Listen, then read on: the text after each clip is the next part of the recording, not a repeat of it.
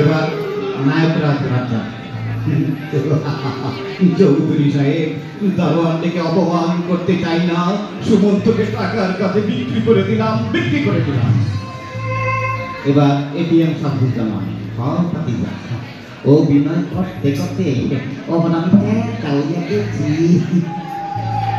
এবার কণ্ঠশিল্পী, আমি এক লাইন করে গাবো সময় বাঁচানোর জন্য। প্রথমে বসি রাখি, যাবি যদি যা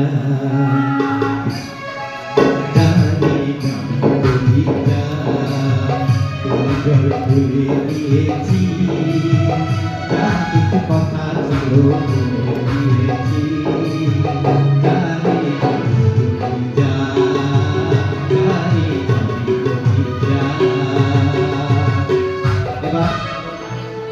আব্দুল আলী দুয়ারে আইসা কে পালকি না